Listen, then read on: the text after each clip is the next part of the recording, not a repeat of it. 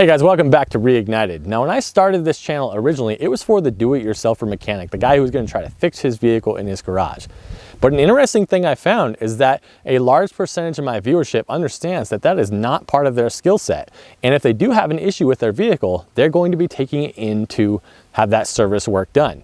Likewise, if you have a vehicle that still has a factory warranty on it, you're not going to do that work yourself. You're going to take it to the dealer to have that work done. That's what this video is all about. We've all been in that situation where we take our vehicle in for service, we explain the problem, we get the vehicle back a day later, and it has the dreaded no problem found. Man, is that frustrating, and I understand that. So, in this video, I'm going to explain 3 steps that you can take to help minimize that from happening. Now, longtime viewers of the channel will recognize this as an older video of mine that I've kind of condensed for clarity. However, we have a lot of new viewers since then, and I think the information in here is really important, so I hope you enjoy it. All right, so guys, if you haven't seen any of my videos before, my name is Sky. I've been working for dealerships for the past 18 years. The last 10 of those as a technician. I have been a service writer as well. So I kind of know the whole process that's involved. And I also know a couple of really good tips that really help you to get your best chance of getting your vehicle serviced the way you want to. So we're gonna get right into it here with step number 1. All right, you guys, the number 1 thing you can do when you bring your vehicle in for service to help you out, be specific. Number 1 mistake I see people make. They come in and when they're describing their concern to the service writer, they're using really vague comments like it happens all the time, or it always does it on so-and-so street, or my husband hears it all the time, or my wife hears it all the time. Those sorts of things don't help us. We need specifics. You've got to break it down and know the conditions when it is most repeatable to get the concern to happen.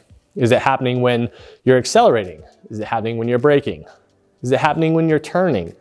Is it happening when the engine is hot or when the engine is cold? Is it happening when it's hot outside or when it's cold outside?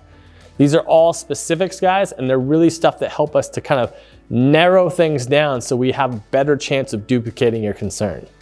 Now, we're talking about a noise. Is it a ticking noise, a tapping noise, a knocking noise, a growling noise, a squeaking noise, a squealing noise?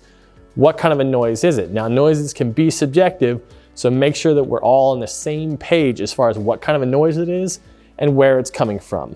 And like I mentioned, guys, repeatability is the biggest issue we have. So the more parameters we have as far as figuring out exactly when that noise or whatever it is happening, then we have the best chance of success of duplicating it, and at which point we can really figure out that root cause. So again, be specific when you're describing your concern to your service writer. And that leads me into step number 2. All right, so the second biggest step you can do to really help make sure you eliminate these no problem found situations is to be diligent. Now, what do I mean by being diligent? You're not the one doing the work. Aha, but a good service writer understands step number 1 about being specific, and he will ask you a series of questions to help kind of draw you out a little bit, try to figure out exactly what the specifics are on that situation. But to be honest, not all service writers are good. Now, I've worked with some amazing service writers, really, really talented and terrific service writers that are really doing their best to take care of the customer. And I've also worked with other service writers who maybe didn't care so much and were doing the bare minimum to get by. So guys, that's where being diligent comes into play, because I cannot tell you how many times I've seen it where a customer comes in, they explain their concern to the service writer, he's typing away, it seems like everything's good. He prints out the repair order and says, sign here at the line, and the people do not even glance at the repair order. They just sign their name and they're out the door.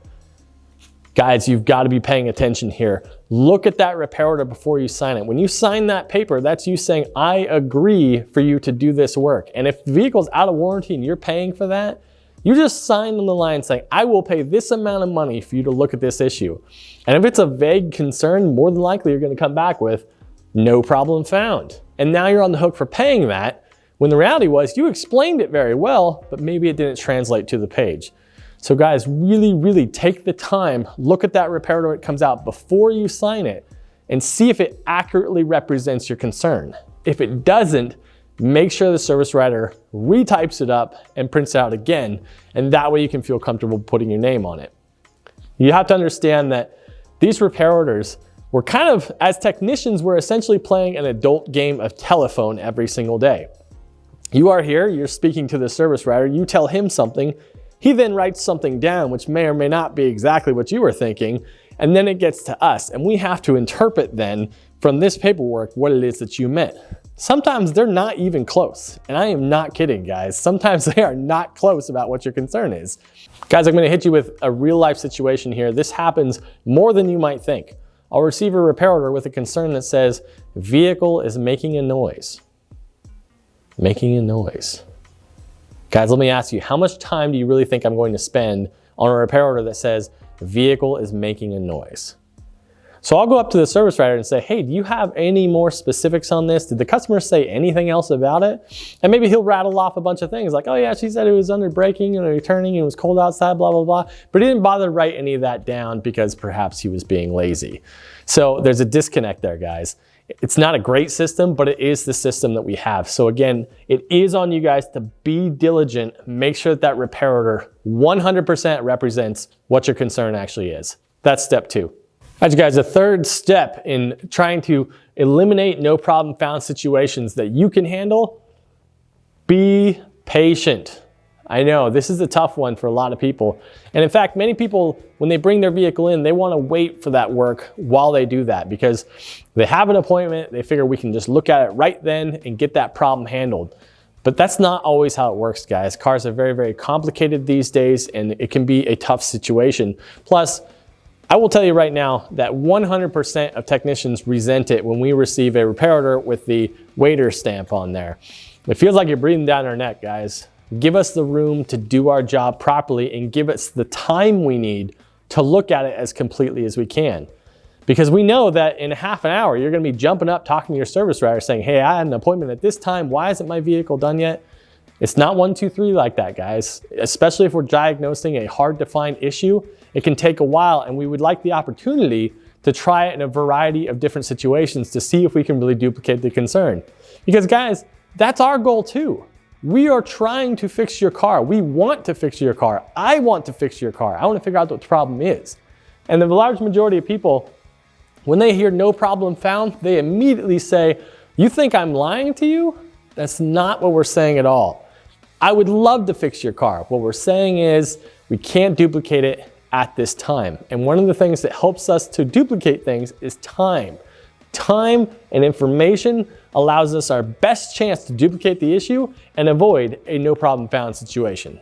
So real quick, to recap the 3 things that you can do to help minimize no problem found situations. Step number 1, be specific about the concern that you're having. 2, be diligent. Really look over the repair order, make sure it's exactly what you want that concern to say. And number 3, be patient. Give us the time to do our jobs properly and really try to locate the source of it. That is your very best chance of eliminating no problem found situations. So back to the matter at hand here at the no problem found situation.